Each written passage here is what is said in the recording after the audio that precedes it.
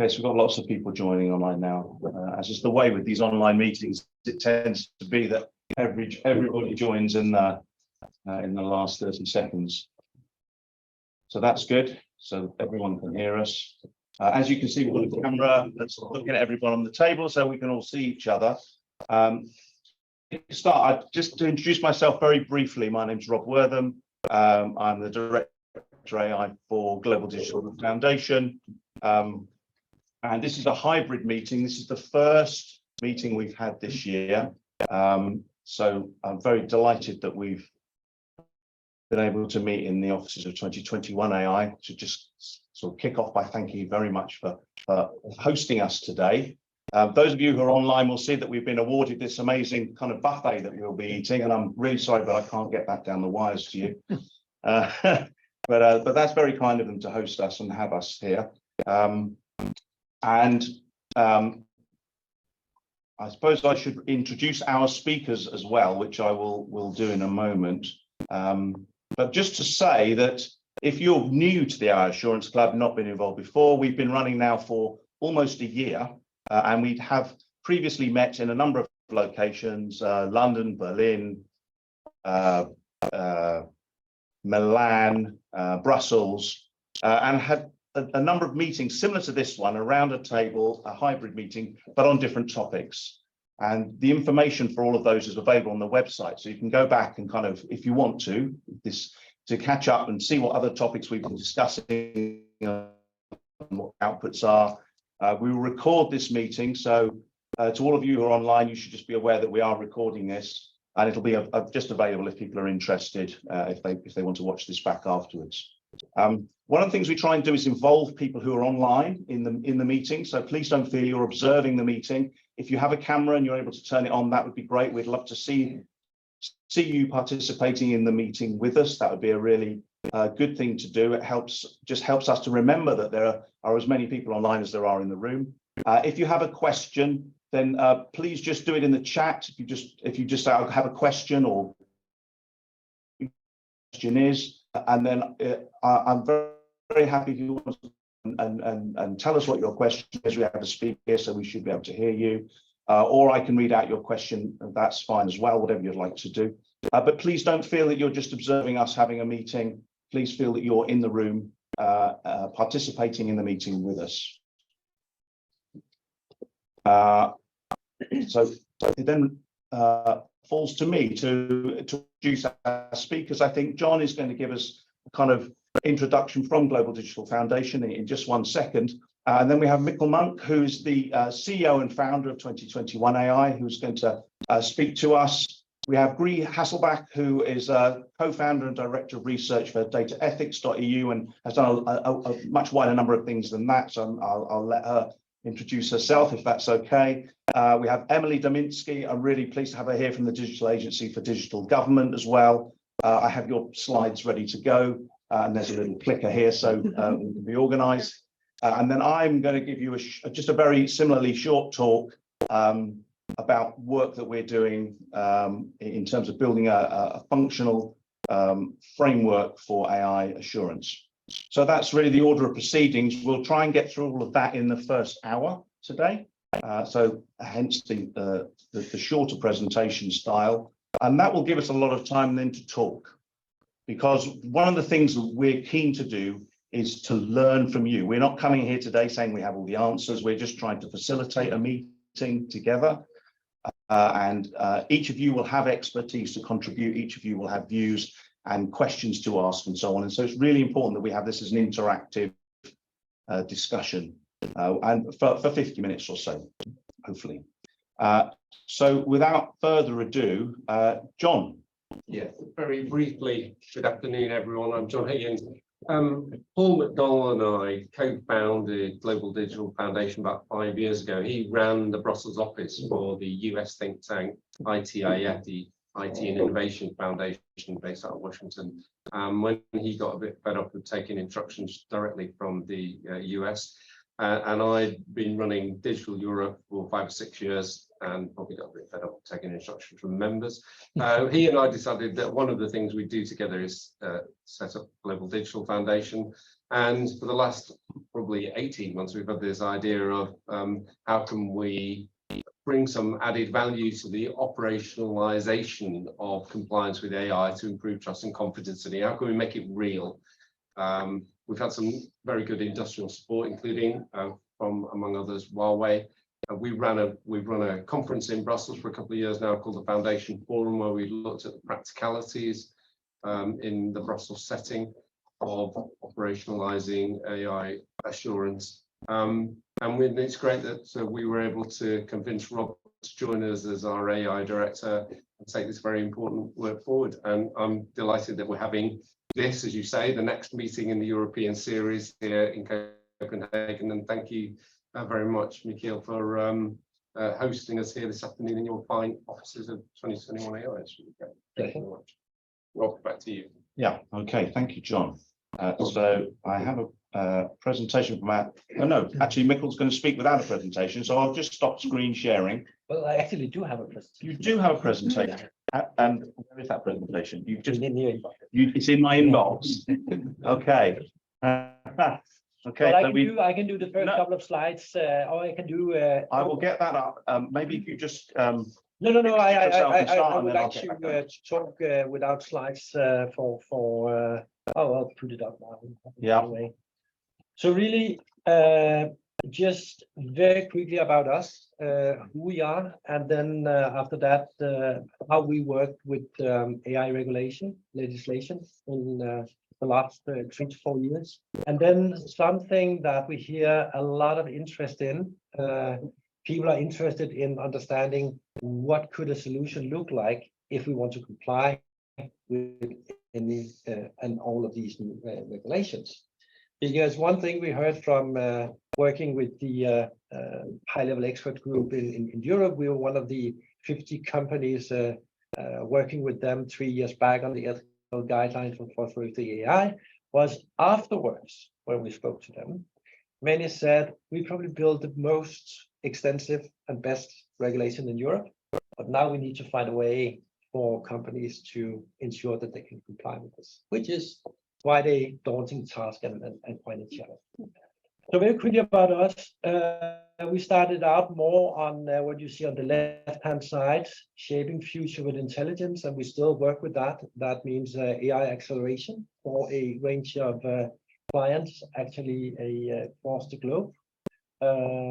And then 3 years back, we started looking into this responsibly enhancing human decision making, which is the AI governance, ethics, and so on and so forth. Just go to the next one. Oh, I got it here. Wow, should work. Here we go. So this is where we are today. Mostly headquartered in Copenhagen, but clients again across the globe. Really looking into these two areas. As I said, AI acceleration still a challenge for many clients out there, and then the trust in AI. So it's also important for us now to, you see it with the colors, even to split it up a little bit, to be very explicit when we talk about one or the other. So when we talk about trust in AI, as said, we started with the ethical guidelines for trustworthy AI, and that led to many engagements. And really what I feel very, very interesting for the moment is to see that many of these are coming together. They are coming closer together. And we are also seeing that the standards from ISO, CERN Select, and others are starting to work together. We did not see that 2 to 3 years back. So there's some very positive signs around that. Having said that, they're still different, meaning that if you comply with one, you do not automatically comply with more than that particular one, which is still very challenging for a lot of players who work with this. A third thing we saw was, and there was this Intabas program that we did start out with GDPR data side, and then we moved to the other end of the scale. We looked at AI, and now we have the AI Act coming into motion. But what we see from the EU now is that any technology in between there, that being robotics, RPAs, less intelligent, less sophisticated sophisticated systems will be under some form of scrutiny and legislation. So we only see in the beginning of what to come. Now, again, excuse me for pushing our own product in there, Grace, but really the question that we hear from a lot of clients is, how do we manage this multitude of new regulations for AI and the related data? Let's not forget that there's a lot of data concerns also when we look at this. And one thing that we really make clear to everyone we talk to is that you need, first of all, to have a digital connection of all the stakeholders involved in this.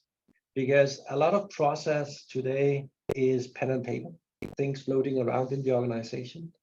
And if we look at many of these regulations, well, per default, if you retrain a model, if you ingest new data, do the retraining, it's a new model. Means a new CE market or whatever this might be. It is not going to work with pen and paper. It's simply not going to work. So it's all about automating your documentation, your reporting, and then this term that are relatively new, collaborative risk management. And why this is important is because you cannot expect that any one person in the organization can carry the responsibility of taking the risk on behalf of the rest of the organization. So collaborative risk management in my world, I'm from the risk management industry for 25 years. It's a bit of a weird word, but it really is needed that we think about this. So I'm going to cut it short now and don't read the text on this, but really, if we look at this is all about a more traditional risk management discipline. It's more about a bit younger discipline, governance, risk, and compliance, which are the three integrated parts you need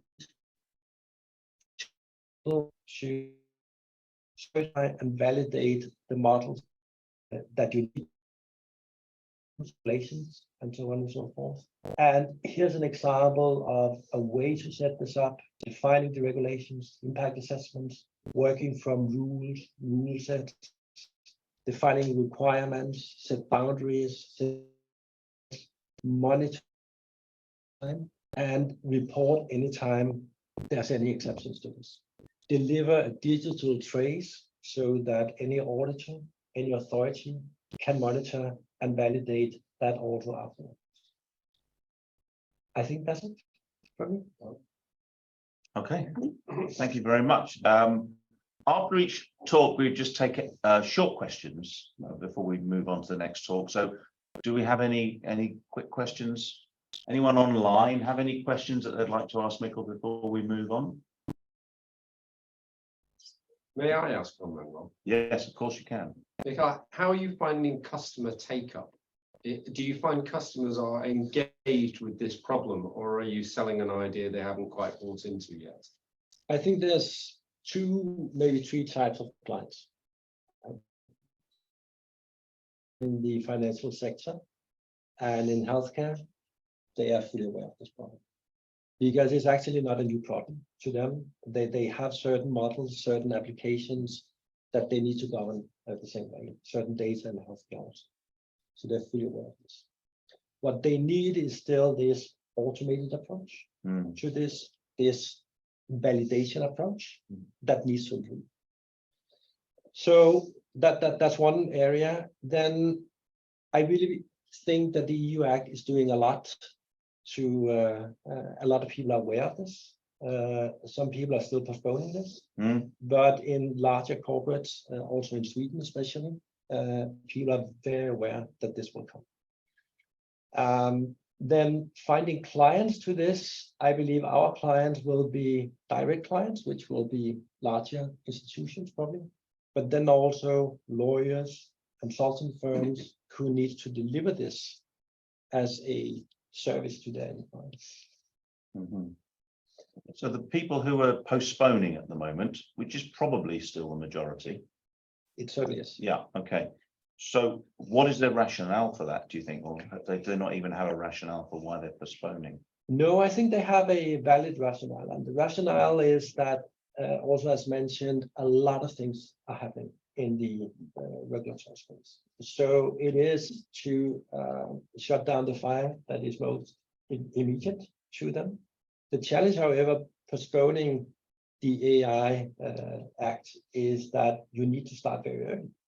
Because if you don't do that, then you might end up in a situation where you're too late, or some of the models you have developed have to be redeployed, re-engaged across the organization. Okay. Well, I think these are very kind of broad issues, so I'm sure we're going to come back to this. But for now, we'll just move on. Rhea is our next speaker. I will pass the clicker over to you. Thank you. And just find your PowerPoint and then get it up and get that sharing. Yeah, and I can already say a little bit more about myself. So yes, I am the founder and research director of a Danish think tank, actually, but we've always moved and worked internationally on a European level, kind of sprang out of all the negotiations around the GDPR. But what I spend the most of my time at the moment is I work for an initiative that's funded by the European Union's foreign policy instrument, which is called InTouch AI, the international outreach for a human-centric approach to AI. And it's basically a diplomacy project. I'm mostly in charge of the academic side of it. I have a PhD from the University of Copenhagen in data ethics. And then actually, I was also in the high-level group on AI. So I'm basically very much involved in all of these things and many of the frameworks that you talked about right now. So I was wondering, so I can imagine that any one of you who's sitting at here, how many of you have tried to play a little bit with ChatGPT? Yes, everyone, no? And so how many of you felt empowered by this tool? How many felt disempowered by it? I can imagine, I felt when I walked in here, I was like, this is not a place where people are going to feel disempowered by ChatGPT. But I can tell you that many of the conversations I have with all kinds of people, stakeholders, people from the educational sector, policymakers, architects, filmmakers, I've had conversations with all kinds of people that have been using ChatGPT, and they felt, many of them felt empowered, but many of them felt also disempowered. And so one of the key things that we can wonder about why ChatGPT became so popular all over the world and why it is in basically every policy circle and every sphere we're in, people are talking about this, is basically because what it's showing us and what it's making us feel is this kind of transformation of power that something like a generative AI tool can bring to us. But what is interesting about this is also that ChatGPT in itself, it has reached what we could say a kind of global technological momentum. And a global technological momentum is something that has always happened throughout history when we talk about the integration of new technological systems in society in all kinds of ways. There's always a moment also when we think about, for example, the electric power system. There was a moment where different interests were being negotiated. There were power struggles between different stakeholder groups, different interests, and at the end you reach some kind of level of agreement. You see a lot of that in the tool you just showed here, that there's so many different tools and so many different ways of doing this. So ChatGPT, for example, is very interesting. It's not just, it's not the only way you can build a generative AI tool like this. ChatGPT, for example, if you look at the background of it, it's developed by OpenAI, and OpenAI, basically the developers of OpenAI, everyone who's there is based on a kind of Silicon Valley exodus. So most of the people are people that came from Google, from Meta, from Dropbox, from Apple, and all of these kind of companies. And so, of course, it also represents a very specific way of managing risks, of interacting with users, of getting into the world, and very particular ways of understanding power and worldviews and things like this. So that's good to remember, because right now, things you see like this is of course a negotiation of different ways of building systems, different technological cultures, different approaches to even different cultures. You see the US, we have 193 states of the UNESCO recommendation that adopted this. The AI high-level group, we were basically representing European framework. And all of these are, of course, different ways of trying to negotiate a technological momentum around AI. Where do I push this? Does it work? Yeah. So what I'm basically saying here is that when we talk about AI, we're not only talking about this, we're not talking about, and you've probably heard this billions of times before, this is not just, you know, a mathematical formula, some data input and some data output. We're actually talking about things like this. We're talking about society, different distributions of power, different infrastructures of power, where different actors are getting different kind of either feeling empowered or disempowered or feeling both at the same time. So, for example, AI systems, you probably know this also, you know, anything that's algorithmically supported in some way or the other when you search for information. For example, this was a study that was made where they looked at word embedding for language processing models for Google, for example, where you could see that the word clusters were clustering words in extreme she occupations or in extreme he occupations. That of course would create a difference between the opportunities for men and women. And when even in the search results, then of course, if that's algorithmically supported, the results will of course also show a certain way of understanding the world. In this case, Latanya Sweeney was a Harvard professor who did some research in looking at if you had African-American names, what kind of search results would come out in Google AdSense, and mostly it would be, you know, for example, criminal records. So that's another part. And then the most important part of this is, of course, that when you make decisions that are algorithmically supported, you also at some point represent certain parts of the world and issues of the world, power distributions. This is the machine bias study. Most of you might know it, but of course, this is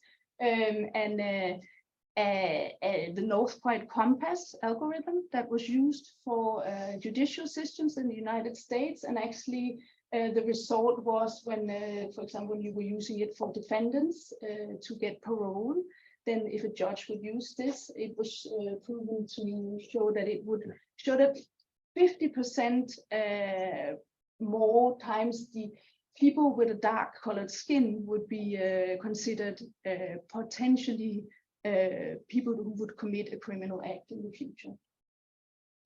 So what we have is, of course, not only search engines and in individual systems, we have what we could say, and this is from my last book that I wrote, is on, we have what we could call data and AI infrastructures of power. And let me give you an example of how different data AI infrastructures can be. So first we have, for example, something like City Brain in Hangzhou in China. And this is, of course, a system that is developed by Alibaba, which is a big tech company. And it's basically built on monitoring every vehicle all over the city. It's combining data from the Transportation Bureau, from vehicles, from thousands of cameras all over the city. And what it does is, of course, the police can respond very quickly to accidents and all kinds of other things. And it can, of course, reduce traffic jams. But what is particular about this system is, of course, that we don't know much about this system in general. There's no citizen oversight. Of course, when we think about privacy implications, this is also something that is always problematic in this context. So there's only a few power actors that actually gain something from this system. There is the police, there's the Chinese government, and there's Alibaba. A different system, a different example, like a data infrastructure of power that we can talk about, that's representing a very different way of distributing power, is Barcelona, which is also a smart city. So this has an extremely extensive IoT sensor network all over the city. It has rental bikes, like thousands of rental bikes connected with an app. It has sensors over the street that can sense cars and you can be guided towards parking spots. It has a waste management system that is also helping to understand when a bin is full, for example, and energy saving light systems. And the interesting thing about this is, of course, that they have in 2015 they got a new mayor, and she decided that she wanted to create a system that was with data for and by people. So she created data for common, this idea of data for commons, for where you would use the municipalities' data that could be shared with SMEs and entrepreneurs and you know, the ICT sector in general. She created procurement processes that would ties responsible public procurement. And she, of course, also created several and enforced different online tools where citizens could get access to their data and benefit from their data and choose how to share their data. So, of course, these are very, very different kinds of infrastructures of power. And just now to sum up, because I know I'm, I told you 10 minutes is too short for me. So just to sum up, to say basically what we're dealing with is systems like this that are competing at the moment. We have very different systems and different infrastructures of power that are competing in different ways of creating a technological momentum to getting something like ChatGPT, where you get the momentum of the world and you decide and you have the view of the world that you present. I'm missing one slide. I wanted to give you one slide.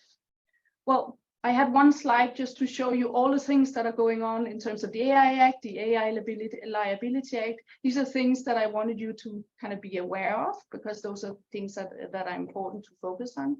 There's the UNESCO recommendation that is being implemented right now. There's the digital rights and principles of the European Union that I would alert you to keep an eye on. There's the TTC negotiation, something that I've been very involved in, a joint roadmap that you might have seen that was launched and which is being implemented now on AI, trustworthy AI risk assessment. So keep an eye on the working group 1 of the Technology Trade Council negotiations. And yeah, let me keep it, you can maybe keep it on that. This is the idea to just show, you know, power does exist everywhere on a macro level in culture, in the design, and in the laws and the cultures that we are creating. So, thank you. Thank you very much. Did I keep just a little bit? I don't know. Roughly, we're on time, so thank you so much. No, not at all. It sometimes can be more difficult to say what you need to say in a short time. It's a difficult challenge. Does anyone have questions for Bree at this point? Anything online? Okay. I have one question. Yeah. I think you're in an excellent way surfacing the challenges and the harms that comes and how the advancement of generative AI accelerates that beyond it's challenging to keep under control. What would you say, what would you say would be a constructive way of seeing how can one find an approach that doesn't hinder innovation, doesn't hinder the implementation and usage of this AI, while at the same time managing the harms that could arise? Because sometimes it becomes a dichotomy, like the harms and the opportunities, and of course the harms needs to be managed in the best way possible. But how can we create? Have you found a good narrative or examples where you actually being able to manage both without needing to compromise on innovation, efficiency, productivity, the utilization of advanced technology, while at the same time actually managing the harms aspect? It's a very broad question, but you used a really good word there, which was narrative, because I think a lot of this starts with the narrative. So there's some narratives that we've been kind of struggling with and dealing with all the way since, you know, when we started talking about the GDPR and data protection is a hinder to innovation and these kind of things. because what we were dealing with at that time and what we're dealing with now is of course a different kind of narratives around, for example, what innovation means. So if you take something like privacy and take privacy by design, it's actually you can consider it as a point of departure for innovation. So I remember, for example, many years ago, I talked to a CEO of a toy company who was building, these internet connected doors. And you probably remember all the horror stories about this, but he was doing one where they like automatically didn't have a microphone in it. And I said, so why do you do that? And he said, well, I mean, we didn't even consider it because our customers were the privacy aware customers. And so I think that very much, when we think, and I'm not being very constructive here because I can't give you an example of, for example, how to build a generative AI model, but I can say that it's all embedded in the culture around how you construct the innovation process. Because if you from the beginning think about, privacy or how to tackle bias in a model, an AI model, or if you have this as part of you take it as a problem that you want to solve as an engineer and you are creative about it from the very beginning instead of you just leave it to the compliance department, I think you have solved a lot of the problems in that sense. But can I just, couple of quick things then? Could I just ask if people do have a question, if they could just start off by introducing who they are and where they come from? That would just be really helpful. And also we do have a question from Chris Thomas, who's with us online. Chris. Oh, hi, thanks very much. Can you hear me all right? Yeah, Yes. perfectly, yeah. Perfect. Oh, hi. Yeah, I'm Chris. I'm joining from the Alan Turing Institute. I'm a research assistant working on AI standards and assurance here. Yeah, thank you so much for the presentation. I guess I just had one question on this kind of language around empowerment. And I think the point on kind of empowerment and disempowerment through AI is a really important one. But I also think that often language of empowerment is the language that's most misused by AI developers. Often, if we think around kind of smart cities empowerment through kind of IoT, can be sort of, almost like code for surveillance, or in say health technologies, empowerment is often code for kind of outsourcing and responsibilization of individuals. Yeah, and so I was just wondering about your kind of thoughts on that empowerment, disempowerment narrative, and the way it's used in industry often. Well, actually, I don't work in the industry. So for me, I come from a background where, I have all the way back to the roots of Marx and Hannah Arendt and things like that, where empowerment is about personal liberties and about creating structures, social structures that gives that supports a democratic infrastructure. So I actually can't answer. I don't know if anyone in this room can comment on how empowerment is used in the industry. I'm sorry if it's misused, actually, because that kind of defeats the purpose of. I imagine it's a term that's rarely used in boardrooms. Yeah. I don't think people, my personal views, I don't think people think in those kind of terms, perhaps as much as they should. No, I mean, the whole idea about power, of course, is something that is really important. And I think that it's something that has been, even when we have these kind of discussions about ethics and ethical guidelines, for example, it's always, the most important thing is always to question, whose ethics and what kind of, what kind of society does the ethical framework support? So even the many of the ones that you're trying to integrate in some of these kind of risk assessment frameworks, some of them even have conflicting values that conflict because they come out of different contexts and cultural and legal structures. So if you take, for example, my roots, if I look at the most practical tool we can think of in terms of empowerment is, of course, for me, the Charter of Fundamental Rights. But that has a very, very specific legal context and cultural context and a history that is also, it comes out of the Second World War, where we were challenging and creating tools against these arbitrary totalitarian forms of power that we saw in Nazi Germany, and that were deciding after the Second World War, we need to have some international tools to handle things like this.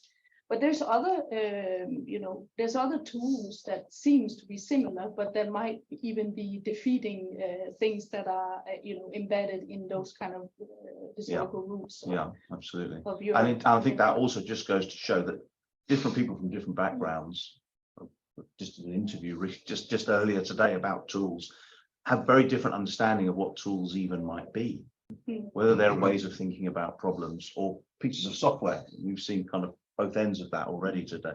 So tools is a very wide kind of discussion area, and it's great that we've got so many, that we've got such an interdisciplinary group here. Enrico has asked a question, which I think will hold for the discussion, if that's all right, Enrico. His question was, can the allocation of liability be different around Europe? And if yes, how could these inconsistencies be managed? So let's leave that and pick that up in our discussion time. If we could move on, and I'm really interested to hear Emily's presentation. So Emily, let me just share the screen. Thank you again for agreeing to present. And let me just get this shared. And the perfect segue talking about tools, because we're here to present yet another tool. So yeah, my name is Emily Dominski, and I work as a policy officer at the Danish Agency for Digital Government. And with me, I have my colleague Ebbe. And together we are running a project in collaboration with the European Union, the DG Reform, it's called, in a TSI project, technical support instrument. And today we're going to present to you the project and also the context around the work we do with AI in the agency. And so this will be more from the public sector perspective, how we work with AI and the challenges that we experience, and maybe how to tackle this. So first of all, the agency has for several years now been working closely with local and regional authorities, so mainly the municipalities and the 5 Danish regions, to increase the uptake and reuse of AI systems in the Danish public sector. So that would, for example, be in hospitals, using algorithms to detect cancer or to detect heart failures. It could also be in the municipalities, to help the administrations work more efficiently, for example, mail sorting systems, or helping caseworkers with evaluating citizens in terms of job opportunities or things like that. We have these signature projects. I think it's 40 projects who are running over a time span of 5 years. And these projects have been selected as a sort of like a test bed or sandbox for how we can use AI in the public sector. When we interview and talk with the different projects all over the country, some of the challenges that we often hear about is that there's a demand for more actionable guidelines, cases, best practices for how to work like in practice with data ethics, and because it's a very fluffy concept phenomena, and when you're a small municipality with maybe 2 project managers, it's sometimes impossible to, even though you want to, how do we grasp this problem with being an ethical and safe AI project.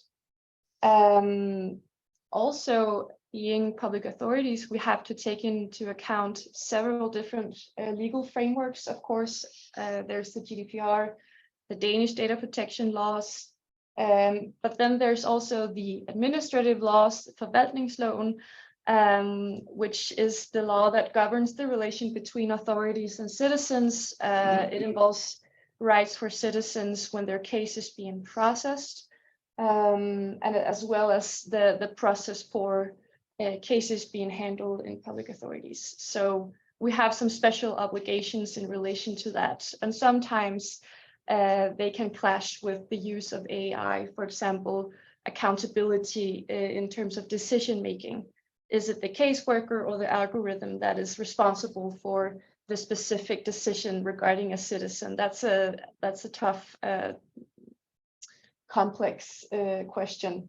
Also, of course, we have the European and international legal frameworks, especially the AI Act and the Digital Services Act is something that we in the agency are very focused on right now, and how this will impact the Danish laws as well, and how to interpret these legal frameworks together. So a complex environment to be working in. Something we also see is that there is a confusion or insecurity in relation to what is, if we're legally compliant, are we then also ethical, or vice versa? So some projects, they see data ethics as being compliant with legal frameworks and then nothing more. And we maybe see it as taking it one step further, because there's more to it. And we did an early review, looked around to see, well, if we wanted to maybe help these projects, how could we maybe recommend some existing tools, and what is actually out there. And this is just a very rough results, but we found 4 main areas that different AI tools encompasses. So it's I called it bias, but it's everything related to like the model design, the data input, the training, what variables are you using, and what bias will that constellation cause, and are you okay with that bias? How will you manage it? Because when as far as I understand it, I'm a political scientist, so I have no technical background, but there will always be some kind of bias, but you have to be aware of it and you have to manage it. Then there's the compliance and safety concerns. So that would be compliance with data, as I just mentioned, cybersecurity measures, and also ensuring operational reliability.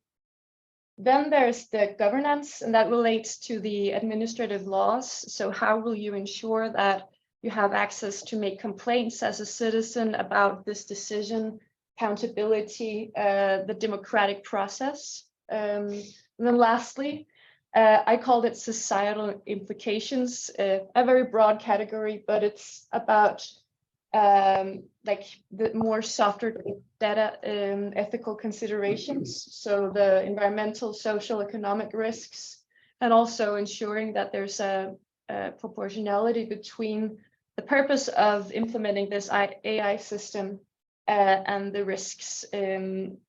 Will that hold up in a democratic society? So that's the kind of the landscape, you could say, for AI in the public sector as we know it. And on the background of this review or survey of the field, we got the opportunity to be funded by the Commission, the DG Reform. So we applied for funding to support the development of a trustworthy AI assessment tool, which is in the context of the Danish local and regional authorities. A very long name, but basically we wanted to do a project where we develop a methodology, a comprehensive methodology encompassing all of these 4 areas, but then to make it sensitive or applicable to the context of the Danish public sector, especially the municipalities and the regions.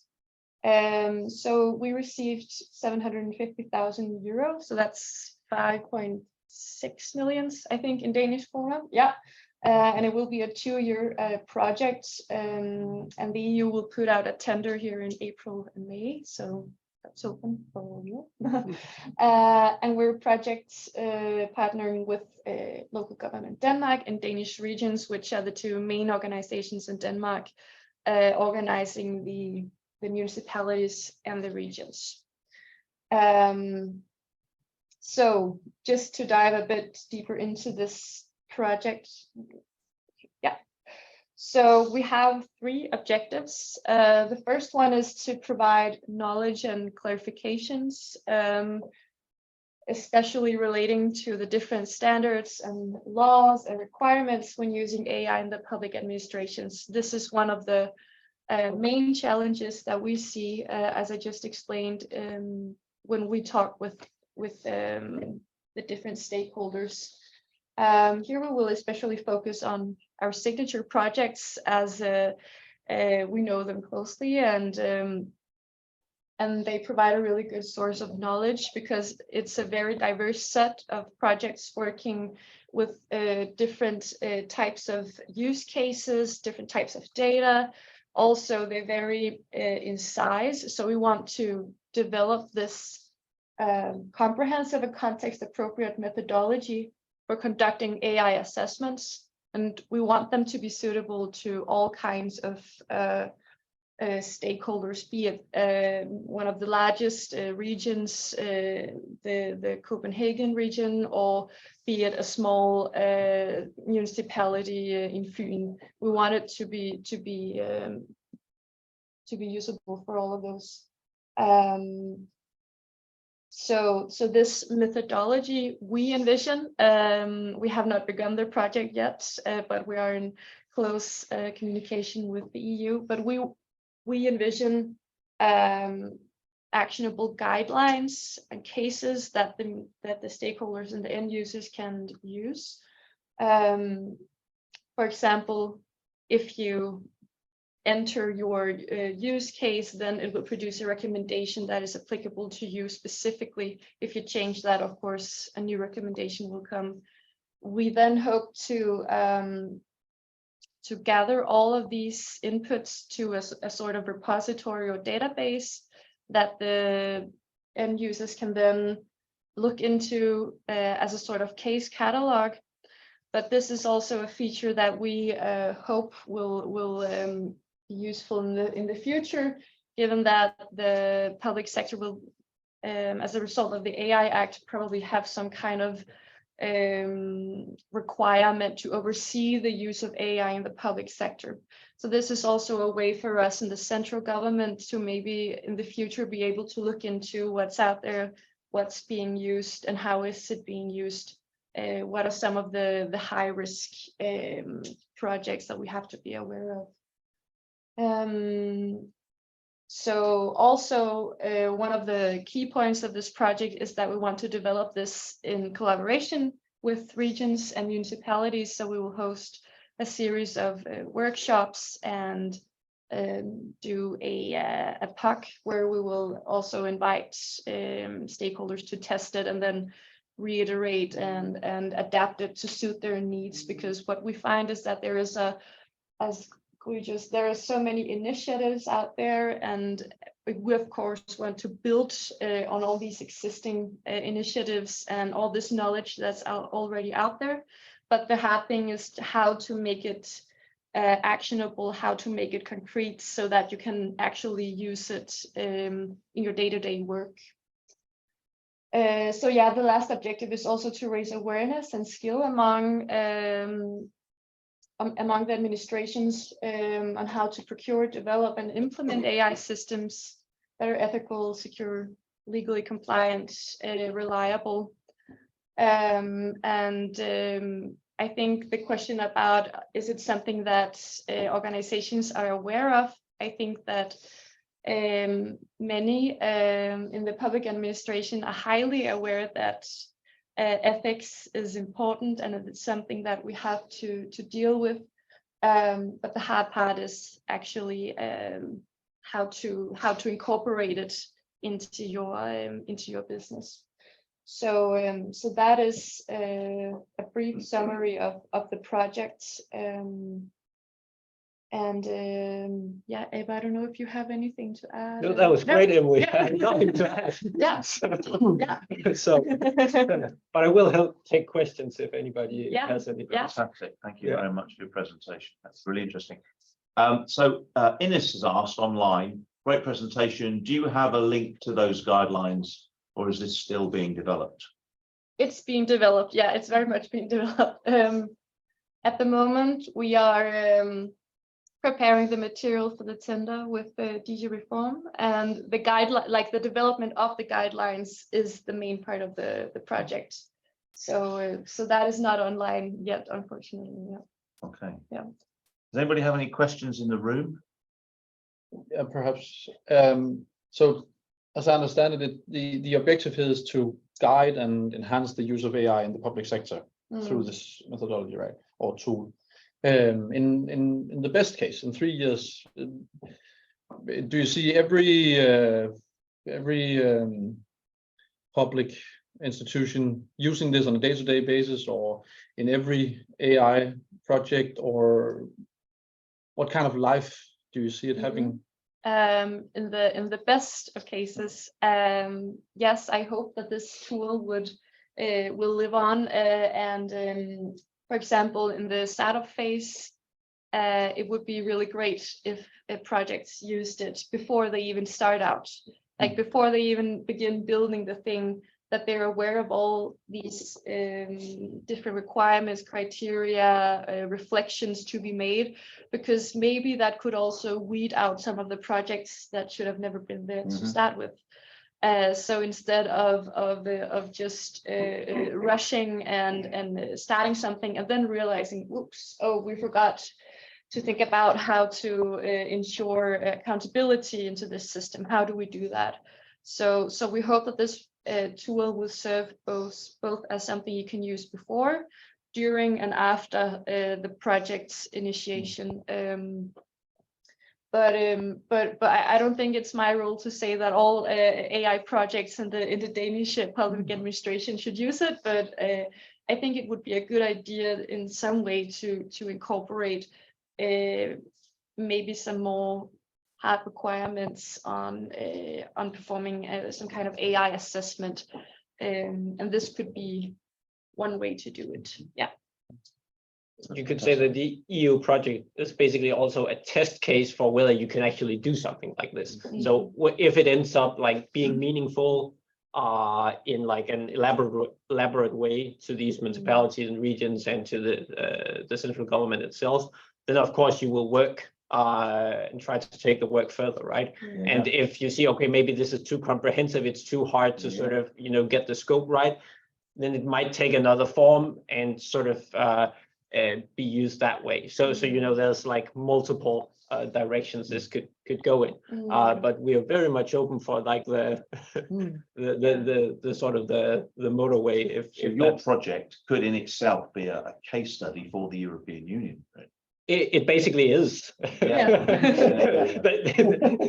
That's, I think somebody did this case on the GDPR stuff before implementing the law and making all the insecurity around the whole damn Europe. That would have spared a lot of people some headaches. So I think it's a really good idea, and a good idea of coming up with it before all these laws. And I think there's a question here. My name is Avishai, and I'm from 2021 AI. I'm a chief AI risk officer. That's experimenting with that as well. And I'm basically working with the product and trust and AI. And my question is related and unrelated. Because any idea what kind of role DIGS or digitaliseringsstyrelsen will play in the future? I mean, under the AI Act. Is DIGS planned to be the competent authority that is mentioned there? That's unclear on yeah. We do basically it's undecided so far. But we have the data protection agency, as you might be aware, that would be the like the an alternative, and then we might have a new government tomorrow with a new agency. Who knows? But so we don't know basically. And I fully agree here that being it's a very good initiative that will save I mean, the public sector can lead the way. That would be. Also, there's something interesting about like the vendor perspective in this, because a lot of municipalities and regions, they procure their systems from private vendors. So it could maybe also push the private sector towards, maybe if they can say, well, we took the test in a way, but to push that agenda of data ethics forward, in order for them to say, well, what we can provide to you is something that would be compliant with a tool like this. So yeah. And there's a question here as well. Yeah, I was just, my name is Rasmus, I'm the CTO of 2021 as well. So I just wanted to ask whether you had any thoughts around bringing this across, the Danish borders and into some of the other countries, and when that could or should happen in your view. I mean, the project is still your project. Is it like a year from now, or when the project is finished, or? I think that would be, of course, something that we would have to decide with the EU. But we hope that if the project goes well, that the experiences and knowledge and also the technical developments in the project can also be transferred to other countries, because being the EU, there's a lot of similar legal frameworks, for example, and the cultures are also somewhat similar. So I think that it could also be distributed to other countries, but in the scope of this project, it's not something that we're planning. We're focusing on the Danish context.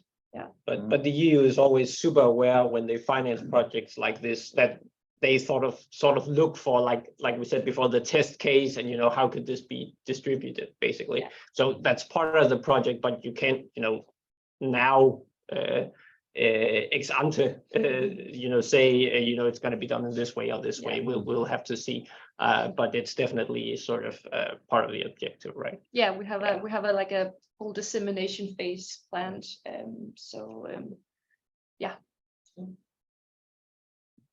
Yeah, I just want to kind of chime in to the good thoughts. I think it's great that you're focusing on this. It's haven't seen much of this in many other European countries, some in the Netherlands, but it's great having this investment to go deep on it.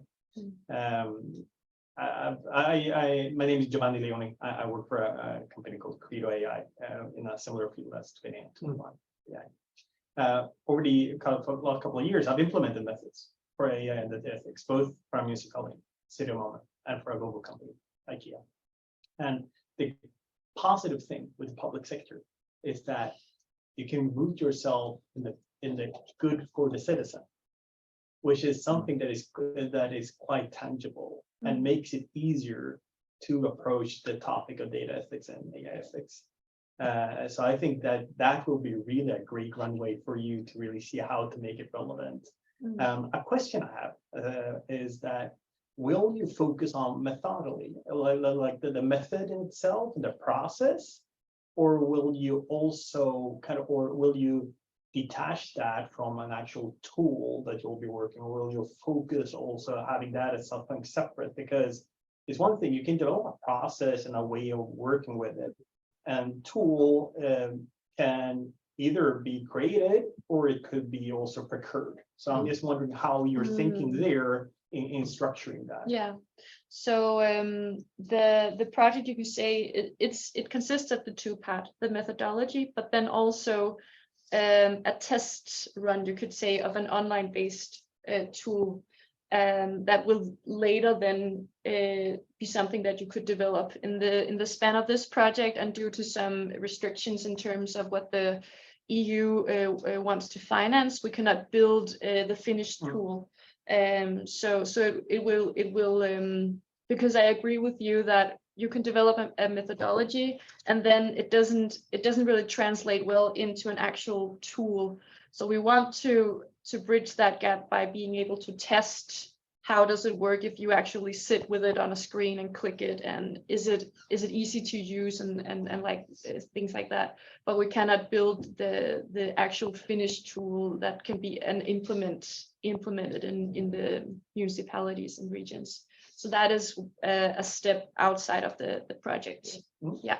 So that would be procured Yeah. basically afterwards, if you find that, okay, this project, we like the features, we would like to, like we discussed before, develop something that could be used like by several or all municipalities and regions, and then we would sort of find a way to procure a system or develop a system that could support this. So again, also in this case, this is kind of like a test. Where you have to, like Emily says, sort of get it to, where you actually have the interaction with the tool in order to actually test that the methodology can sort of bridge the gap to actually interacting with, like. So this question about access to tools is really interesting, just to tie back to a question that was asked earlier by Ines. Just after your presentation, Mikkel, Ines asked whether the Grace tool is just freely available or whether people have to buy it. They have to buy it.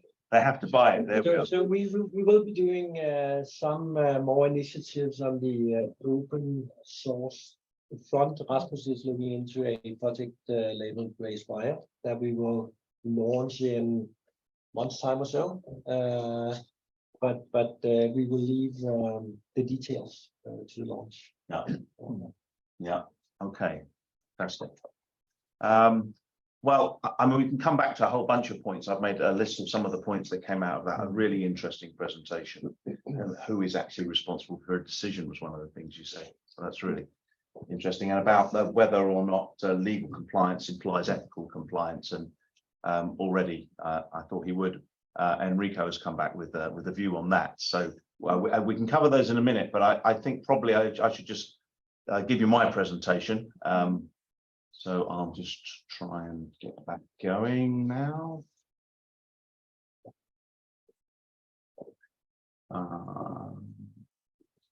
So I think this is my slides.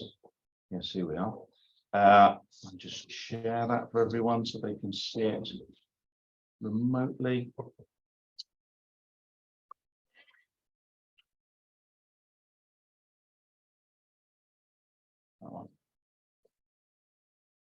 There we are.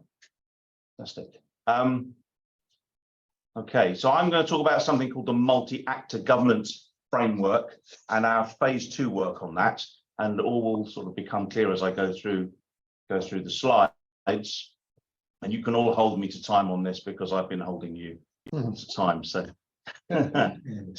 what is this all about? Well, I guess most people know that the AI Act will likely become law by the end of 2023.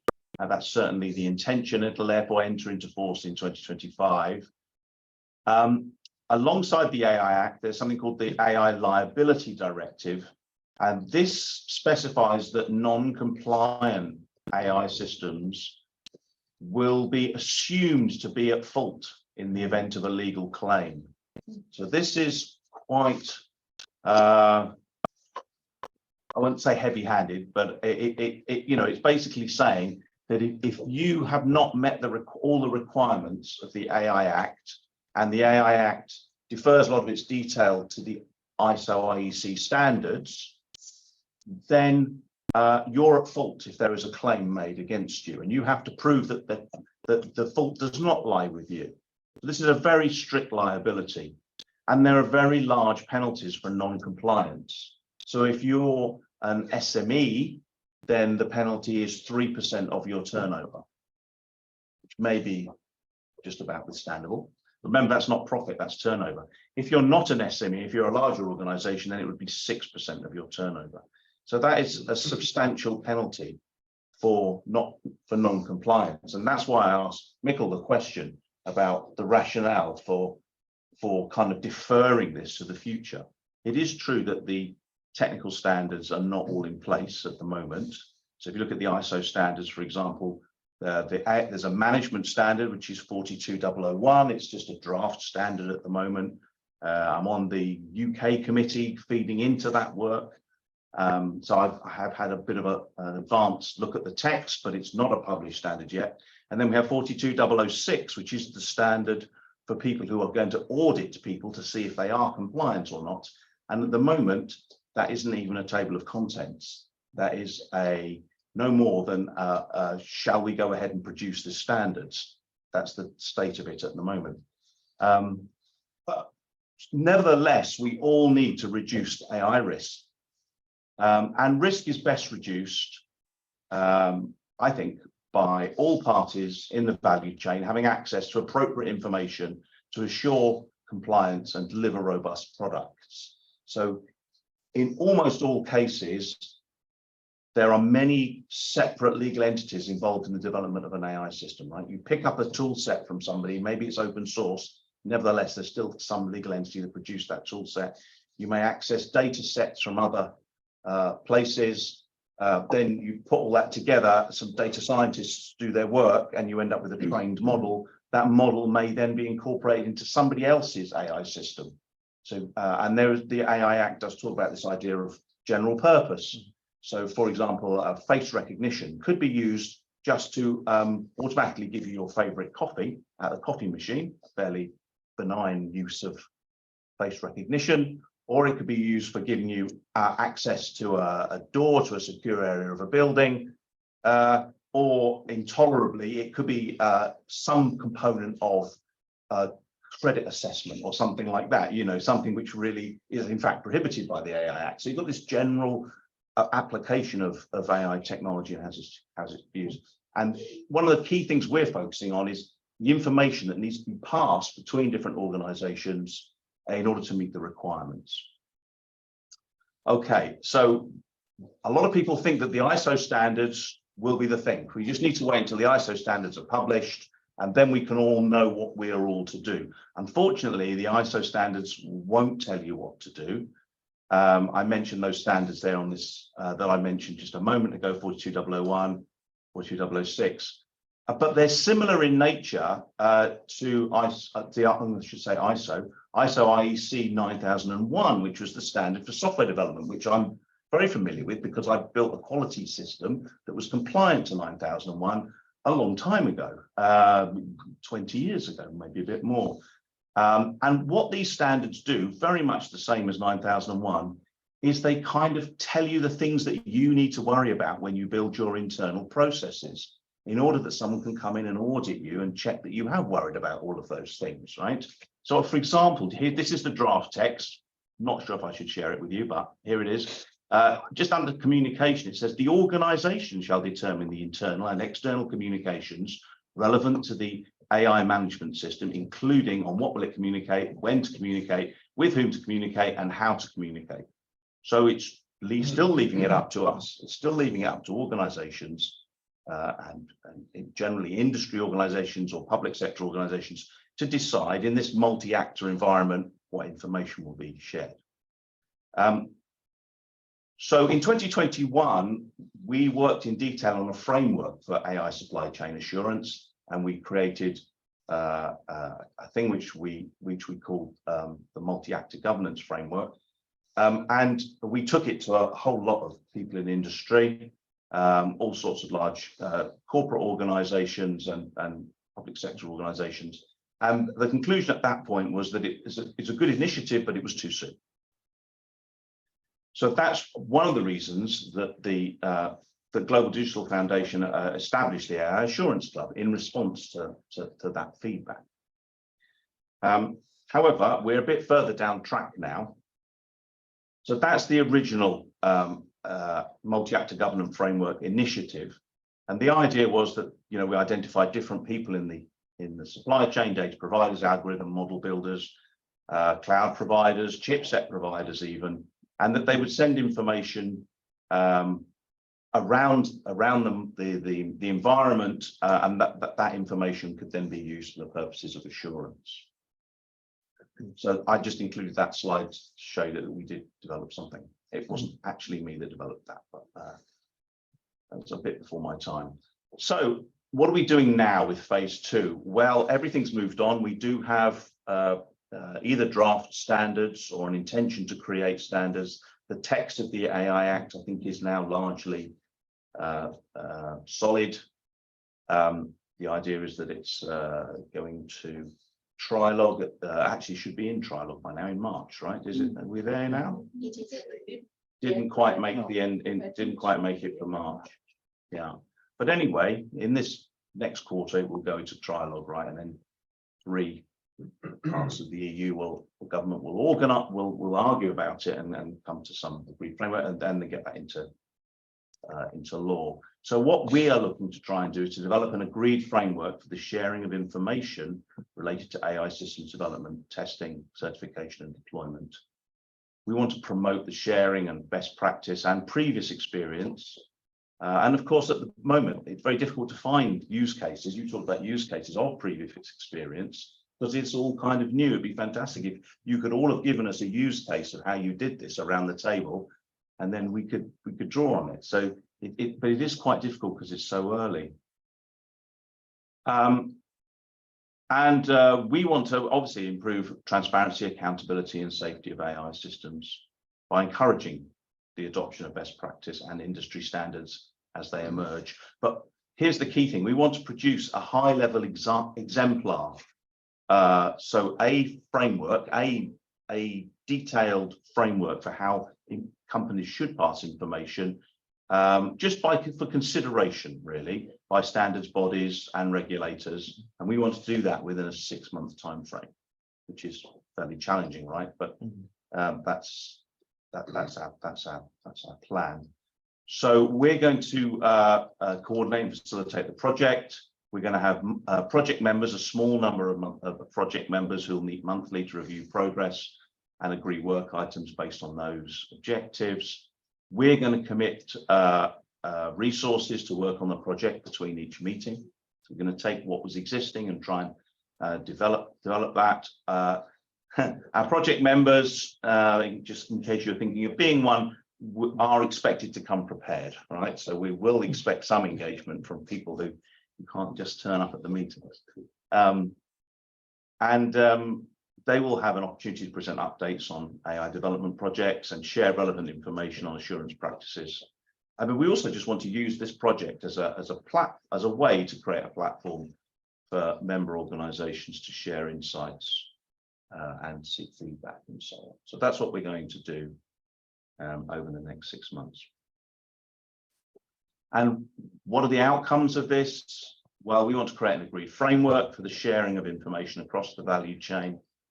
And we need to have that framework take into account GDPR, obviously, but also the Digital Markets Act, Digital Services Act, and the AI Act, and then other sources.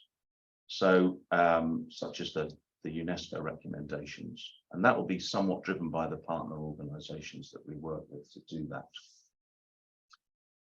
And of course, that kind of begs the question a little bit, which came earlier, about whether legal compliance implies ethical compliance. And that's something which I think we need to spend some time talking about. Okay, so we're going to make the framework public, and we're not going to charge people to use it or to access it or anything. Obviously, it will be copyright Global Digital Foundation, but and we'll reference all the companies or organizations who are involved in its creation. We want to kind of just put this out there at no cost, really. That's the key thing. Okay, so that was my little presentation. I hope I more or less got to time. 1 minute over. Sorry? That's 1 minute over. Was it 1 minute over? Yeah. Okay. Fantastic. Does anybody have any questions? I guess I should check if anybody online has any questions as well. There is one here. Oh, there is one. Yeah. So my name is Alba and I work for the Ministry of Digital Government and Gender Equality. And I think it's a very valid point, the standardization that is going on with the AI Act. And especially that ISO is a more international organization. So it encompasses also countries that go beyond Europe. Yeah. And in Europe specifically, there's also an other standardization body called the Sentinelec Yeah. that is looking more specifically at EU standards in compliance with the AI Act. Yeah. So just for information to orient oneself about standardization, that's also very valid place to go. Yeah, yeah. Yeah. And I think what's really interesting is how there are lots of other standards organizations. So I was involved in the IEEE standards creation organization, Yes. the 7000 series standards. So 7001 was the transparency standard, which we published in 2021. I was on the committee for that. And I realized how hard it was to get standards produced. And that was one small committee. We worked for 4 years to get that standard out there.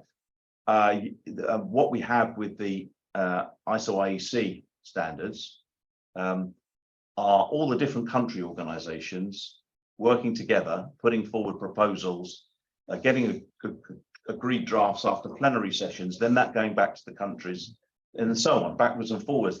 So it will be remarkable if they can get all these standards in place in sufficient time that when the act comes into force, that the standards are there for people to refer to. Exactly, and that's also the very idea with Sense and Elect. So they will get a standardization request by the Commission, and then when the AI Act will come into force in 2025, the idea is to have the standards in place so that when you adhere to those standards, you also adhere to the AI Act. But the problem is, if those standards only came into place on the 25th of December 2024, it's not enough time for in January 2025 to start enforcement. Yeah. And that's going to be a big challenge, really. It's kind of telling everybody that the car will be cheaper next year. Nobody will buy a car this year. You're actually sacking all the momentum and not having all these things ready. And everybody saw what happened with the GDPR.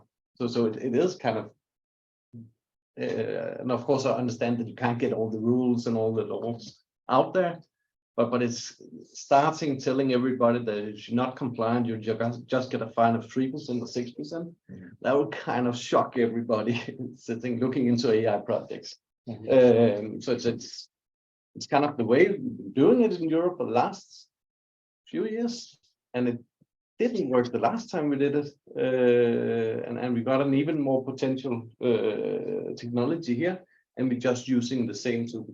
That's the reason why I'm here, to listen to all the experts and see where it's going. But yeah, but something had to be done. I totally agree. I totally agree. Working from the side of looking at it in terms of also data protection and the way that I totally agree. it had to go, and it has to go fast. And I think actually some of these things are some of these legislation like the GDPR. I think it's one of the legislations that were pushed most most rapidly through, and with the AI Act it's going even further, and it's a sign of the need to really kind of mitigate some risks.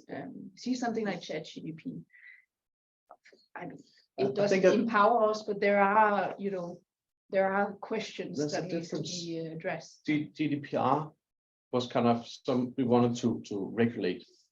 AI is actually an efficient tool that we want to compete against everybody else with. There's a huge difference in how this is used from commercial perspective. There was the same argument with the GDPR, that we had to compete with big data. So there was actually the same, I mean, following both processes, I see a lot of similar arguments. The only difference is actually that I think there's a lot more now. There's not only like in geopolitics, of course, there's the competition argument, but there's a lot of also conversations about reaching common goals and creating shared frameworks and shared rule books. The US does it in a different way than the EU, but there's still kind of activities that are attempting to govern this development quite quickly. And I also totally agree that this work has to be done. Just see a lot of troubles coming on in the future. Yeah, I think the flip side about GDPR is I've heard a lot of people complain that whilst the regulation is there and should be enforced, in practical terms, it hasn't achieved what it was designed to achieve. It's just achieved some boxes that everyone clicks OK on before they actually get on and do whatever they want to do on the website. And so does that really make any difference?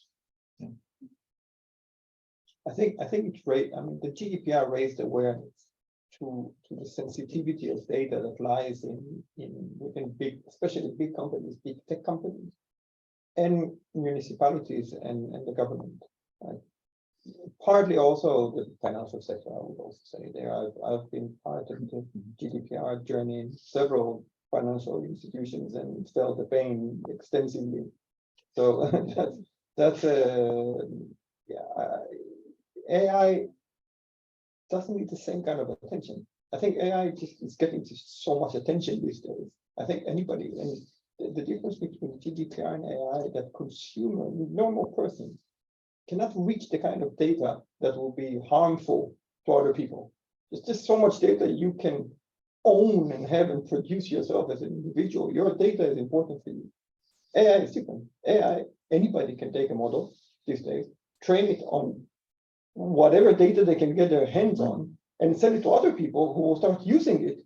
It's a completely different use case. It's not a static data that sits in the database.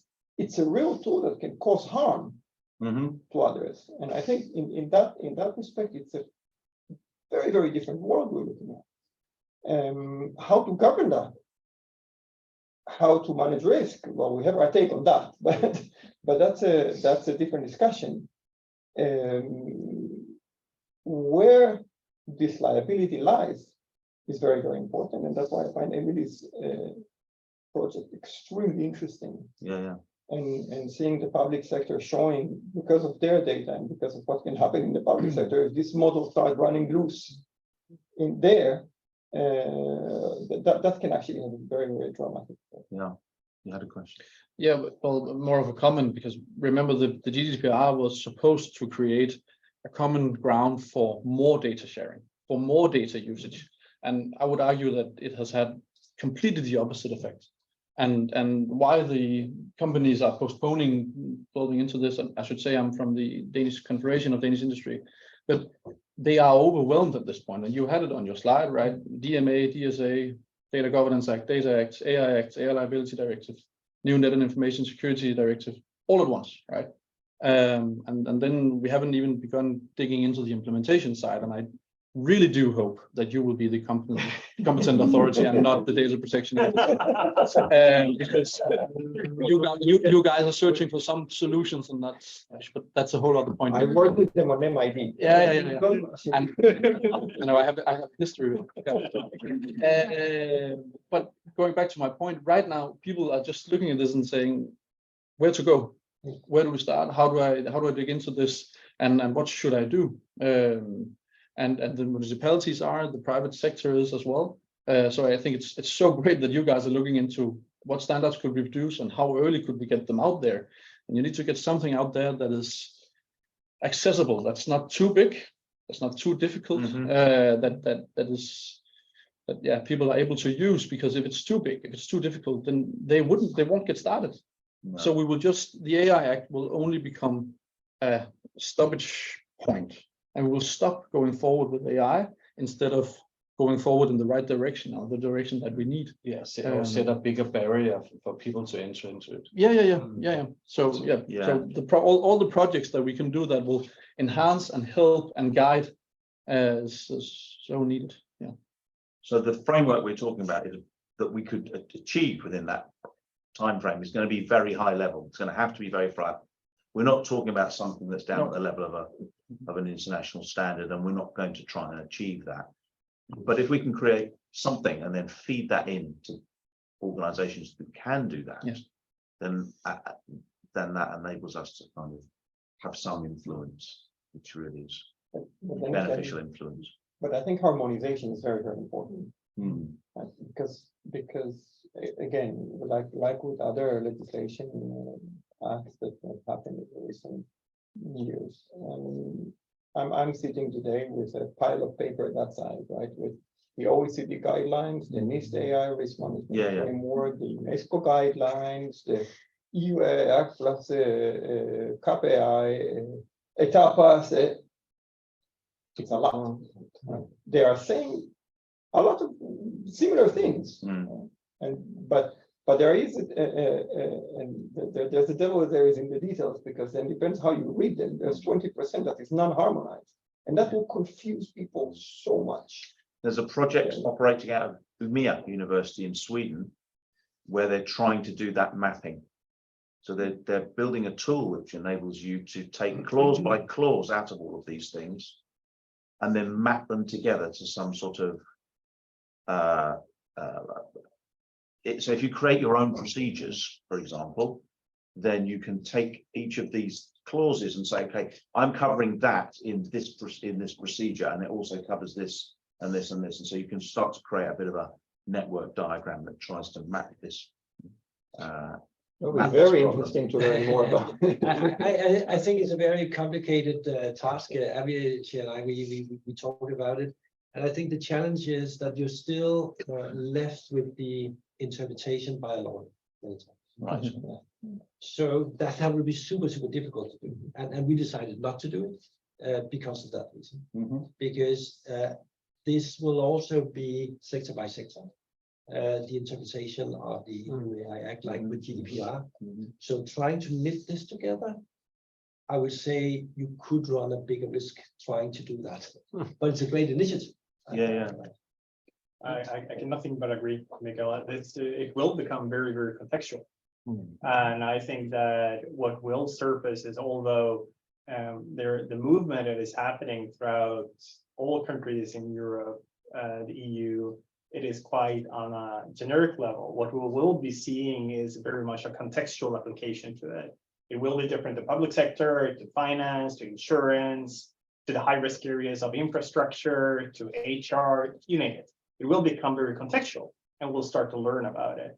Hopefully, we'll start to learn before the committee of Sense and Licht delivers their suggestion on standard on the 31st of January 2025.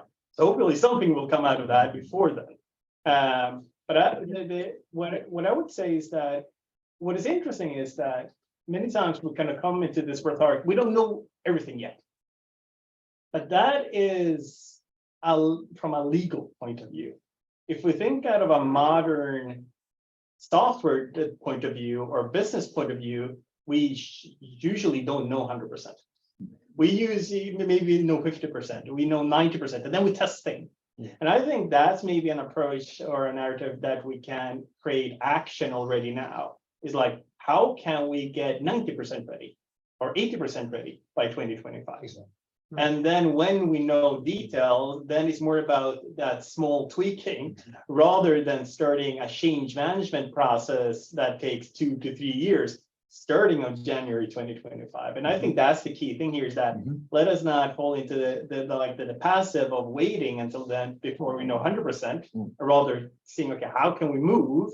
And as you're doing with the project, I think that's an excellent way of doing, is actually preparing and moving towards action before we know 100% of it. And then, of course, one can always kind of glance towards NIST and what has been done there, because I think that can give an indication what is also will be coming on the way towards the EU. And also on top of compliance, we're also wanting to do the best that we can do, right? And that comes back to Enrico kind of answered my question. I just picked up on the question about whether legal compliance implies ethical compliance, and Enrico came back. Enrico Panay came back and said, in my understanding, ethics is post-compliant to the existing regulation, so could not be implied. Within the EU, ethics may rightly be exercised to help agents take more and better advantage, morally speaking, of the opportunities offered by digital inclusion. So just because we comply to the letter of the law doesn't yet mean that we're doing the right things that we should do. Agree? Do you have any comments on that? Yeah, I mean, I don't see ethics and legal compliance as the same thing. So legal compliance, and that actually there's a lot of confusion about that. That also makes things more complicated. So when we talk about these different frameworks, for example, the UNESCO recommendation, the high-level group ethics guidelines, and then the AI Act, they have different roles and different functions. So one is, of course, to manage in very concrete ways the legal compliance risks that are defined and that can be handled in certain ways. Another thing is, as we talked about, is this thing of the narrative. Another thing is to understand, the overall, even the legal framework, how to interpret that in terms of the overall kind of social narratives. So I said something about democracy before and the fundamental rights.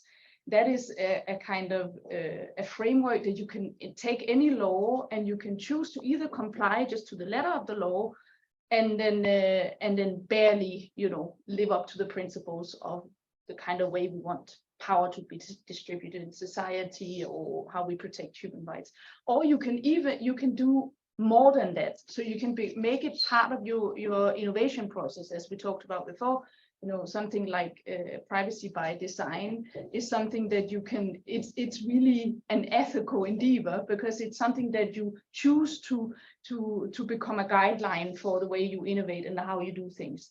So it really, you know, it's two very different ways. One will guide the culture, like the culture of technology, the way you develop, and the culture of innovation. Another one is basically just saying this is compliant to like the general standard that has been agreed in society to keep us at a minimal level of safety. So that's how I would say, you know, so it seems very, you know, then when we talk about, that's exciting, when we then talk about something like the UNESCO recommendation and we want to put it next to the AI Act or things like that, it doesn't really make sense because they have very different roles and functions, those two things. And I think it sounds a little bit complicated, but it's actually not in the end. When we think about it, is, you know, we've had a certain way of, if we go back to the history of the internet and how it was developed and the kind of business culture and the way of thinking about what role technology should play in society, it has been shaped by very particular interests. And this narrative is changing now. I mean, with the GDPR, we really had that. It was really the biggest argument was data protection and privacy is an obstacle to innovation. That was the narrative, a big narrative. And I remember going around and feeling like an old dinosaur because everyone's saying you're all outdated, you know, privacy doesn't exist anymore. And look at how it's changed.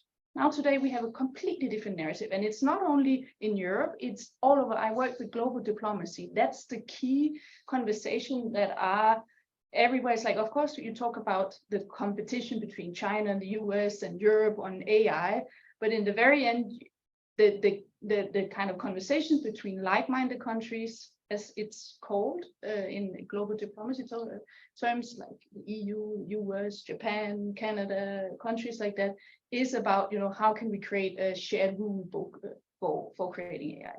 So you know, at some point as a company, being ethical and not only compliant is really a competitive advantage, which I also wrote a book about many years ago to convince companies to follow the GDPR. So, yeah. There's a question here as well. Yeah. It's not actually a question, it's just a comment. So my name is Ines Pergaiska. I'm working for the Association of Nordic Engineers, actually the regional organization for trade unions representing the STEM professionals. So the engineers and ethics actually is a very big issue because, I mean, who is responsible if the shit happens? Is it this individual engineer that is working quite often within the institutional setting? And this is why if we have laws, it doesn't mean that we are immediately compliant by them, because it's the cultural ethics, it's my individual ethics, and then it's actually the company's ethics.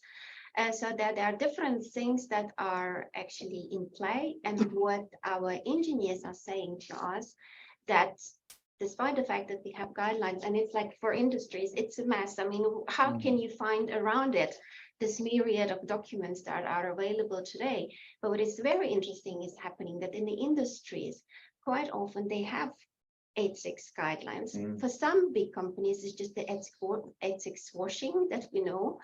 For the others, it's actually, they don't know how to implement them. They have them written, but then they don't talk to each other because they actually don't know who is the data protection officer in the company. And the funny thing, or actually a bad thing, is that engineers don't have conversations about ethics. What does it really mean to produce an ethical or by privacy designed product? This is a feedback that we are getting, and so we need to look to this as well and distribute this responsibility. Yeah, so it actually relates to both of your comments because I also sometimes I think that the whole discussion stalls with what is ethical and what is not, and as I see it, you can't really say, well, this is, well, check mark to this and this we don't want. It's a democratic discussion you have to have about what is it that we want to do, and is that fit for the, like, does that measure middel og mål, measure and goal, you could say. Are they proportional? But sometimes I think like the whole discussion about, is it legal compliance and ethical compliance to companies and municipalities, it's the same thing. It's just a load of standards, different documents, and even though the UNESCO might play a different role than the AI Act, to them it's just requirements, a wall of requirements, you could say. So it shouldn't be, because it really it could also be a help to them. So I think that around this table we have a role in trying to translate these different requirements and to cluster them into the different areas of their business or processes or use cases. Because to them it's just it's hindering the innovation, because I very much agree to your point that actually it could also be a starting point for innovation in the direction that we want our society to go. So I really think that we could also maybe think of this as an opportunity for tackling some of the questions that we have postponed, and then hopefully it can be fruitful instead of hindering development of the use of AI. Yeah, but yeah. I think that's, my name is Björn. I'm Chief Data Scientist here at 2021 and Assistant Professor for Risk Management at Copenhagen Business School. I think that the comment regarding these standards, or first of all, the problem of selecting the right standards one needs to comply to, and with that the feeling is of being overwhelmed by the engineers is even more enforced by the fact that, as you also presented, Rob, the standards are only presenting you what you should be worried about. They're not presenting to you what you should actually do. Yeah, exactly. So now let's imagine you sit in an organization that first of all needs to select, okay, what kind of standards, regulations do we need to comply to in every kind of country with any kind of model we use, and we need to figure out how we actually apply that, what kind of checks we do. And if you look at statistics, there are a lot of different ways you can measure bias. So what is the appropriate way? So you can actually start up either building up a separate team that's only covering this, and then we're kind of looking into model validation, or you just say, well, this is all too much for us, and we'll just try to push it away as far as possible, and hopefully we don't get an enforcement of that or any kind of fines or something. So Or I think live that's with the very fines. critical. Yeah. There's companies that choose to get fined and just live with it. But I can nothing but recognize that. Up until recently, I was leading the work within algorithm and AI ethics for Interactive Group.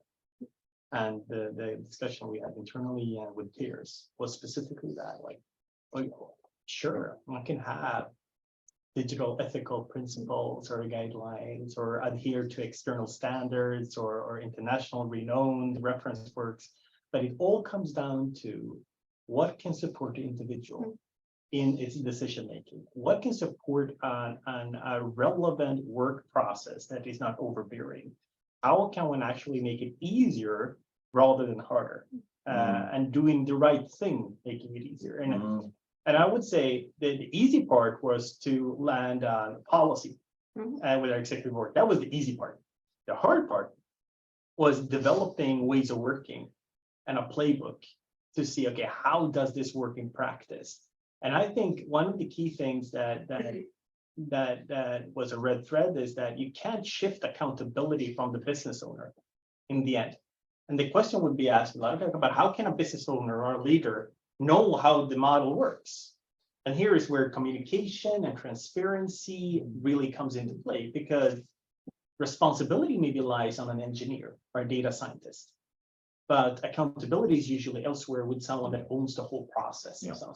And the only way of making that work is not distributing accountability down to data scientists. That doesn't really work, because how can you feel that overbearing responsibility that if I do something wrong now, everything will break?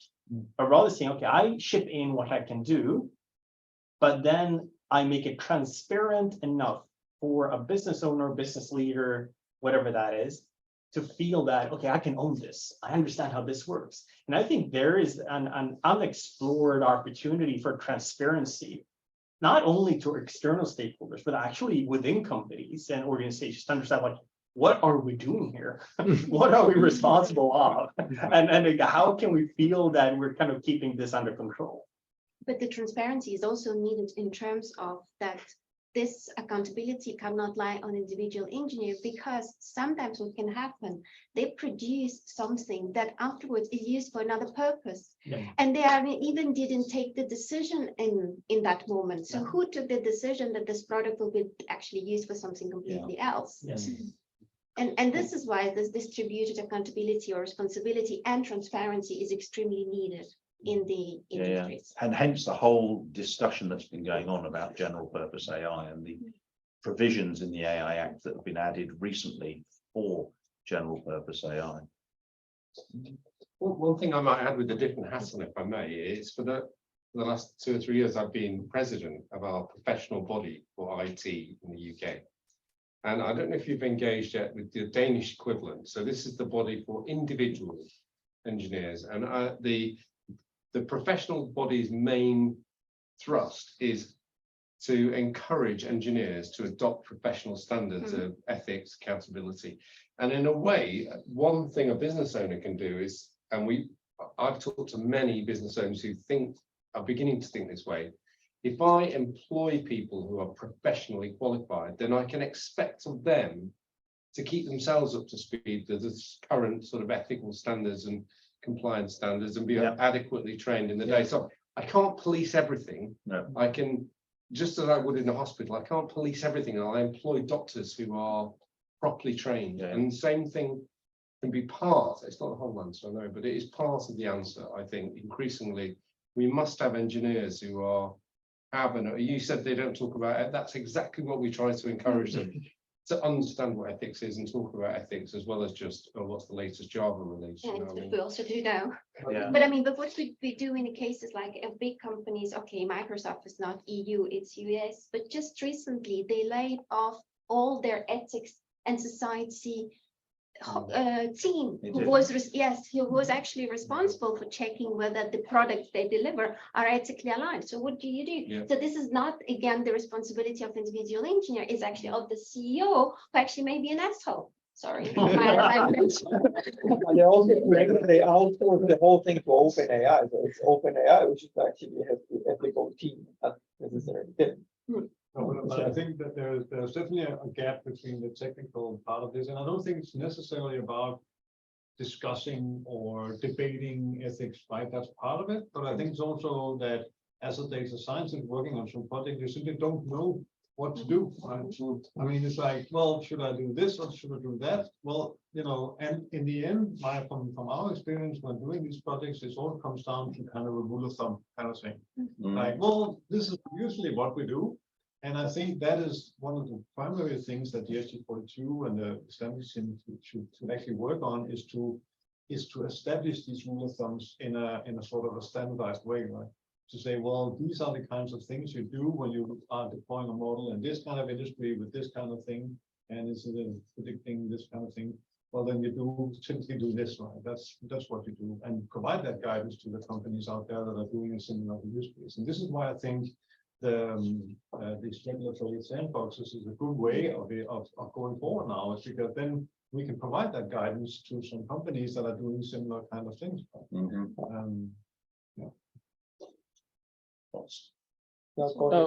Just a small remark. It's just this discussion made me think of you. You say that engineers doesn't think about the data ethics, and it's just I did not talk about it. Yeah, but we have at least we've had for several years the same problem with politicians. I might say. So I will just share a short story with you guys. From last year, the Danish Socialist Party, they suggested that the parliament that all legislation should be like data ethically reviewed. So they made this suggestion to parliament, and then the appropriate committee, they discussed it. And then I watched the discussion because I had to prepare some remarks for it. And the discussion was all about legal compliance, right? So it was like legal. Why do we even need to talk about data ethics? Like the minister literally said this, because we have these laws in place, and of course we're going to try to adhere to them, right? So sometimes I think that this, like the whole concept of data ethics, it's a bit hard for people to grasp, right? So we might as well talk about unintended consequences, right? Because that's often what we're looking for.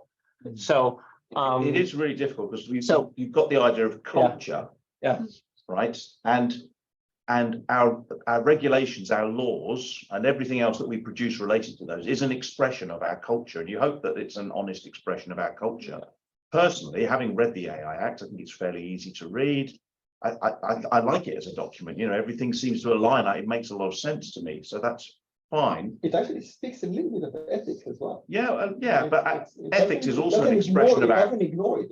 No, ethics is also an expression of our culture. Unfortunately, people can game things whenever you've got any kind of regulatory mechanism, which comes down to checking various things, which is what checking that you're compliant. So as soon as you come back down to compliance, you can be ticking all the boxes to say you're compliant. But if behind that you're not ethically sharing the same ethics as the culture that generated it in the first place, you're not going to achieve what that original culture wanted you to achieve, right? Do you see what I'm trying to carefully step around and say? So just by ticking the boxes is not a way of being able to check. Well, I outsourced a lot of software development a couple of decades ago to an organization who were compliant with all the standards. They ticked all the boxes. Unfortunately, the quality of their work was dreadful. It was really dreadful. And that's because they just found a way to be able to assess themselves and tick all the boxes. They were not really, to our cultural basis, providing a professional service. Painful thing to learn. Yeah. So it's basically also, I mean, I think that it is the thing of, separating the two things. There's different governance modes for each thing. So compliance has a legal framework, while ethics and culture have different kind of ways of, you can have, incentives, public procurement guidelines, you can have educational initiatives, you can have someone in an organization. So it has a very different, it needs a different governance framework than the legal compliance. So, and I think that's what's getting a little bit mixed up when you say exactly that everyone thinks so. There's all these big organizations, there's UNESCO, there's the EU, everyone is like, they're telling us like this, we have to do this. But in reality, there's some laws, and then there's an entire kind of frame of thinking and a culture that has to be built, that has to be ethically aligned, of course, with what the law is a symptom of. Yeah. But basically, it's about, creating a particular kind of responsible, innovative culture, and that demands much more than just a legal framework. Yeah. But it is two different things. But from a local municipality stepping outside the rules, either the ethical rules or the legal rules, the consequence is the same. They are hit in the head either with public scrutiny or a political scandal or some sort of legal fines. Yeah. So my point is that I totally agree with Emily in that sense that of course they're looking at it in the same way.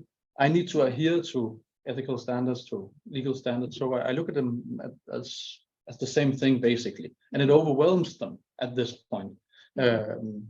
So some pick and choose, and some don't do anything. When you look across, sorry. No. You're onto something, and I think that kind of building on the good business case, and the old being the good organization from a public sector point of view. It's kind of the same thing. Yeah, I think it feels overwhelming, but that is the reality already today. People are already today taking decisions out of their impression of an organization. The only thing that is maybe becoming different is that we're getting a bit more explicit. And we are putting more and more demands on public and private company organizations to be very explicit of how are they approaching a digital society and a digital reality. And to be very explicit about it and saying that we have processes to ensure that we're not doing crazy things. We're ensuring that we're not utilizing people's data as fuel for our business model. And I think and we're ensuring that you're not being disadvantaged in any way. And I think that is questions we already have today. What is shifting is actually that it's becoming much more structured, much more explicit. And I think that the shift of it will be that we'll be having organizations, public sector will be as people kind of losing elections and getting other people getting elected. For private companies, it will be that some will adhere to it and come out as more trustworthy. Others will realize that they can't compete. So it will be a competition on trust going forward, because people are already thinking, can I trust this party? Or we're often starting to be willing to pay a premium for that. There's a reason why Apple pushed for privacy, a privacy communication, because they know there's a premium to that. So maybe your initial question is not, do you trust, do you feel empowered by ChatGPT? I think the question is, do you trust OpenAI? That leads to that, exactly. That's behind that Because question. that's really the fundamental, because I don't think people are just excited by it's like a new toy, so everybody's toying around, but someone is sitting there making engineering it. Exactly, engineering it in a certain image of I would like with a to certain say, interests and. I've been working in risk management for around 18 years. I've been a real practitioner, hands-on doing risk assessments in companies, since Sarbanes-Oxley to today. And the first time I've actually met ethical consideration was when I formally joined this company. I'm only here for many, many years, but just recently joined here. And it's the first time that I'm sitting there working on a practical implementation into a tool of all of those standards and legislations and all of this stuff. I'm thinking it's almost given that you need to include into your business impact assessment societal and like you very nicely put it on your slide, so implications of the model, right? And then you think back into your career. And you think to yourself, okay, now I'm sitting in the risk committee of some financial institution. And there sits the head of the risk committee. And it's like, why do I need to spend money on mitigating risk for society? In risk management, there's no societal implications, very rarely actually, maybe in the public sector a little bit. But in commercial companies, they don't think this way. It doesn't bring money. It doesn't bring money. Totally. Now ESG is maybe a step into that direction, and ESG is also, questionable sometimes what companies do there. So I'm just trying to think how do we do that? Because of course there's ethical and societal considerations. It's Will if you someone see address them, invest money in them? if you see the change in the mood in society among policymakers, people and everything, it's becoming a requirement. So innovation is about meeting new requirements in new ways. So that's why this social and ethical implications is becoming part of the business model in some, So I think that's probably what you see when you come to a company like this, that you see that there's a company that's addressing new needs. I'm not naive in thinking that you can just ask companies to think about profit, but certainly you can think about innovation in a different way, I think. There's something with compliance, especially under such a high fine, that it creates so much noise in the boardroom that everybody wants to first, let's get this out of the way. Right? Let's just get this over with, and then we can start thinking broadly about our role in our industry, for our customers, for our different things. But get it out of the way. I think it was a quite approachable report by McKinsey in October. that was talking about digital trust and the business case of not only doing, let's say, ethics theater or ethics writing, like beyond that point, like actually doing stuff, and communicate on top of that. Okay, because will always be theater in some way, or form.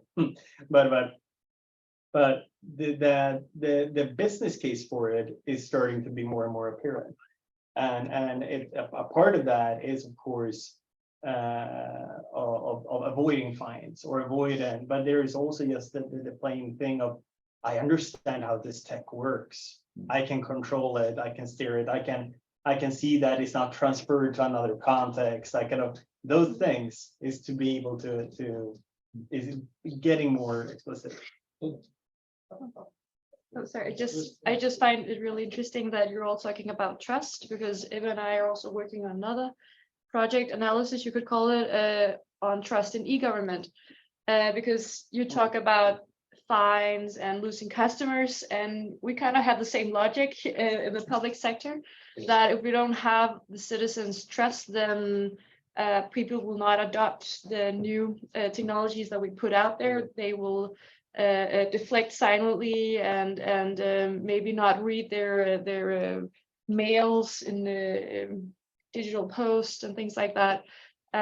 So we see trust, at least Eva and I, as one of the main, what should be one of the main drivers of how we design and innovate new public digital solutions. So I think it's the completely same logic for private and public organizations, that trust is the key to like the societal functionings, you could say, in a way. And also it's really interesting that you call it the ethical theater, but we have this concept of being trustworthy, and that should of course also always be the core, that the products you put out are worthy of people's trust. But also we're very much concerned about how, because we think we are quite trustworthy, at least some of the products we produce, but the public, there's been a lot of debate about, for example, Media, they don't perceive it as being trustworthy. So it's a really complex dance, you could say, between appearance and the actual workings of the solutions. Yeah, so the communication it's difficult to translate. Yeah. Okay. Well, I'd quite like us to end on time for the sake of our online people who have joined us. I'd particularly like to thank Ansgar and Chris and Enrico and Gillian and Ines and Lee and Leo and Maximilian and Pat and Yaron for sticking with us for 2 hours. That is quite an impressive feat in itself. So thank you so much, all of you who've done that. Good job. Still actually there, amazing. That's really good. I'd like to thank everyone who gave a talk. I know Mikkel's just hopped out of the room for the moment, but Mikkel, and thank him again for facilitating all of this today. I'd like to thank Gree for kind of keeping us on track in terms of maybe a sociological way of thinking, maybe a better way of thinking really about ethics and compliance, and how we need to basically run both of those tracks, and neither one of them on their own is sufficient. And I'd like to thank Emily, because your presentation really fostered a lot of the conversation that we had today. So that was excellent. Thank you so much for doing that. So it just leaves me to thank all of our online people. We're going to finish now. We'll go offline. Thank you very much. Depending on what time zone you're in, go and have a cup of tea. And we are going to finish our meeting now, and then move to a slightly more informal bit of hospitality. Those of you who are able to join us and come from around the corner, that's what we're going to do next. So thank you very much, and over and out to all of our online people. Thank you, Rob. Thank you, Rob. Yeah. Thank you, Rob. Cheers. Bye.